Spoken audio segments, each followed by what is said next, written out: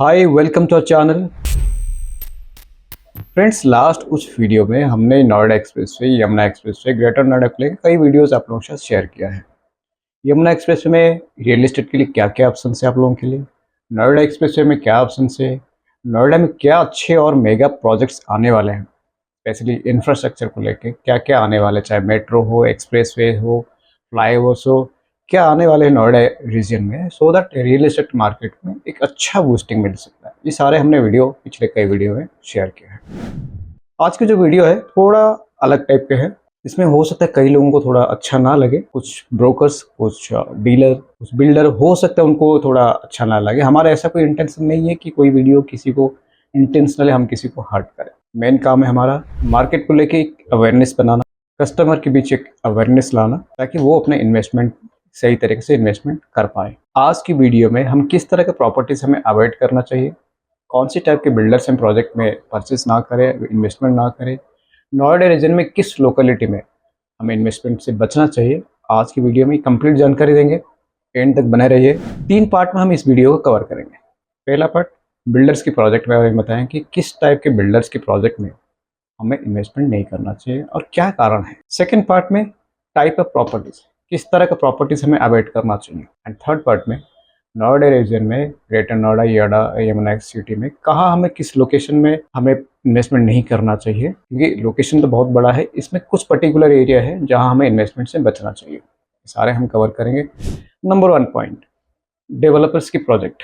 कौन है वो डेवलपर्स जिनके प्रोजेक्ट में हमें इन्वेस्टमेंट से बचना चाहिए। कुछ लिस्ट आपको इंटरनेट से मिल जाएगा। इसमें बहुत ज़्यादा बिल्डर्स के नाम बताना ठीक नहीं होगा। कई लोगों को हो सकता है इनमें कई लोगों ने परचेस किया है, इन्वेस्टमेंट किया है कई कस्टमर ने, तो हो सकता है किसी को अच्छा लगे ना लगे। So I will not take in builders name.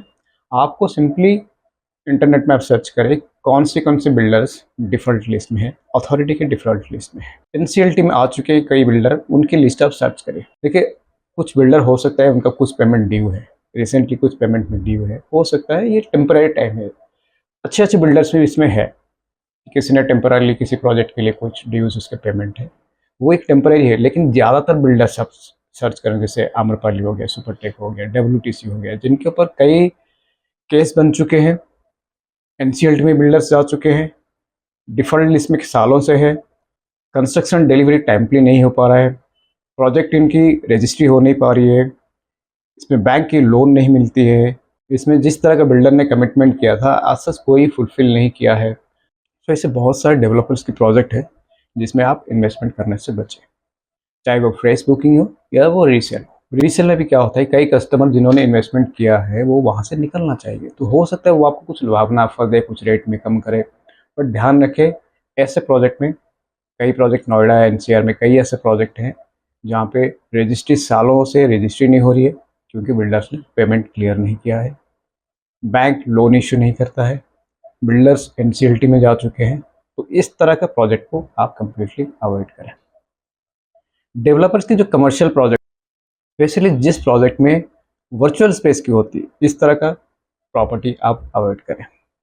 Commercial project जहां पर लीज गारंटी, अश्योर्ड रिटर्न्स, इस तरह का वैराइटीज, एक ल्यूक्रेटिव ऑफर आपको देते हैं।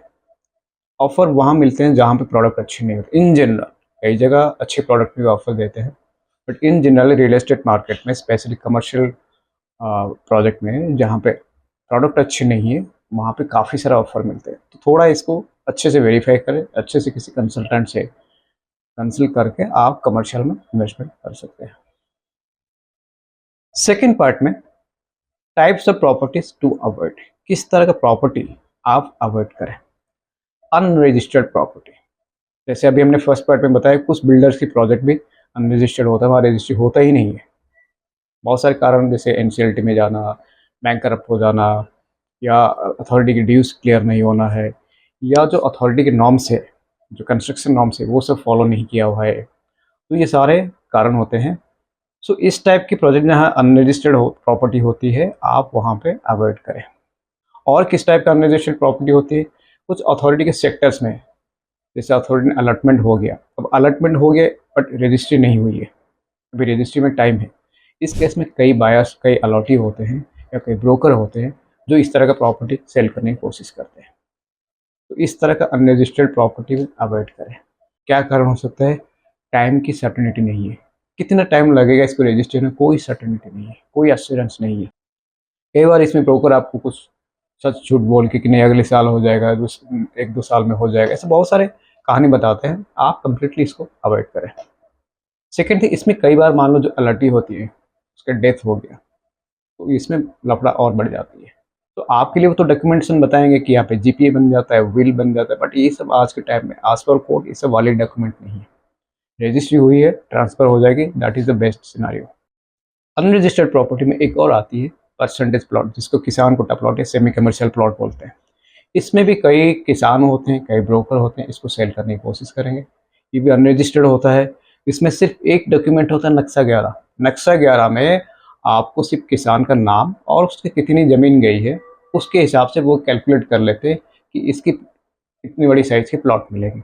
लेकिन वो प्लॉट कहाँ मिलेगी, उसकी लोकेशन क्या होगा, उसकी एग्जैक्ट साइज़ क्या होगा, वो कब रजिस्टर होगा, इसकी कोई एश्योरेंस नहीं होती है। तो इस तरह का प्रॉपर्टी आप अवॉइड करें। एंड 99% केस देखा गया है कि जब ये रजिस्ट्री होती है, एंड हाँ, इसमें एक चीज़ और ध्यान रखें कि रजिस्ट्री जब भी होगी, फर्स्ट अलॉटी जो भी है, चाहे वो किसान हो या चाहे भी कोई डेवलपर्स की प्रोजेक्ट में कोई फर्स्ट अलॉटी हो, पहले उसके नाम पे रजिस्ट्री होगी, फिर ट्रांसफ़र होगी।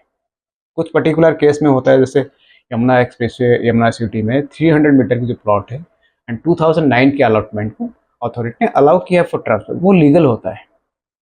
लेकिन जहाँ पे ये सब इलीगल चीज़ें हैं, जहाँ पे आपको अथॉरिटी अलाउ नहीं करता है, इस तरह की चीज़ें अवॉइड करें। तो ये किसान कोटा प्लॉट जो है तो परसेंटेज प्लॉट होती है, इसमें 99% केस में देखा है।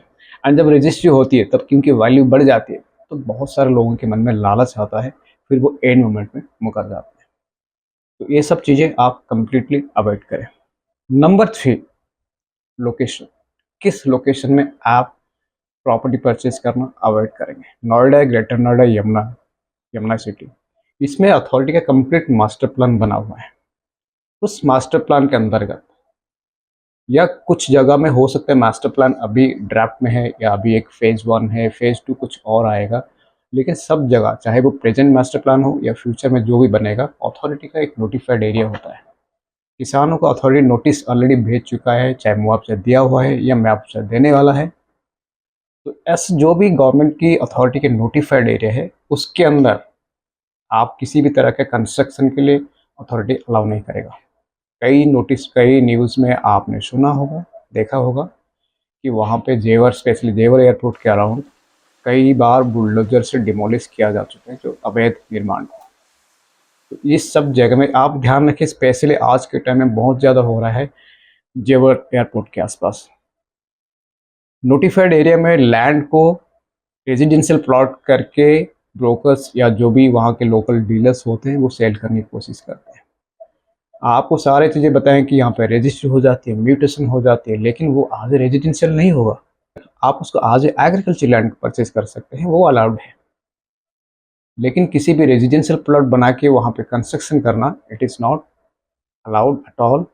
और ये अथॉरिटी का वेबसाइट में भी आपको देखने को मिल जाए। बहुत बार ये न्यूज़ में भी आ चुका है, नोटिस में भी आ चुका है, बट फिर भी लोग, क्योंकि ये कंपैरेटिवली सस्ता है मार्केट रेट से, जहाँ पे अथॉरिटी प्लॉट आज के टाइम में लाख रुपए पर मीटर के होते हैं, वहाँ पे आपको अगर 20-30 हज़ार के रेट में मिल जाता है, तो कहीं ना कहीं कस्टमर के मन में थोड़ा सा लालच आ जाता है, या एक हम ये कह सकते हैं कि भाई सस्ते में मिल रहा है तो अभी ले ही लो, आगे तो रेट बढ़ने वाली है। तो इस तरह का चीज़ें आप ध्यान से देखें। ये जो मैंने बताया लोकेशन कहाँ है, नोएडा, ग्रेटर नोएडा, यमुना अथॉरिटी कि जो नोटिफाइड एरिया है वहाँ पर residential plots, free hold residential plot काट के जो लोकल डीलर सेल करने की कोशिश करते हैं, इसको अवॉइड करें।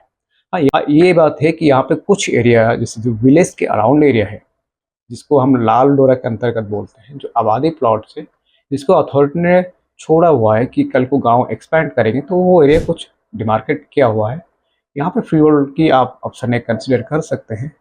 बट जो सेक्टर एरिया, जो अथॉरिटी ने सेक्टर ऑलरेडी मास्टर प्लान में बना हुआ है, और जो बाकी सेक्टर के एरिया है वहाँ पे जिस तरह का ये कॉलोनी काटते हैं, इसको आप कंप्लीटली अवॉइड करें। सो आज हमने ये जानकारी दिया। देखिए किस प्रोजेक्ट में बुकिंग करना चाहिए, किस तरह का प्रोजेक्ट में आपको परचेज करना चाहिए, इसके लिए आपको काफ़ी सारे वीडियोस मिल जाए, बहुत सारे चैनल ऐसे बनाते हैं, लेकिन किस तरह का प्रोजेक्ट में किस तरह का प्रॉपर्टी आपको अवॉइड करना चाहिए, ऐसा बहुत कम चैनल में बताया जाता है। और डिटेल में समझना चाहते हैं तो आप हमसे संपर्क करें। उम्मीद है इस वीडियो से आपको काफ़ी सारी जानकारी मिली होगी। अगर हाँ, तो वीडियो को लाइक, शेयर, सब्सक्राइब करना ना भूलें।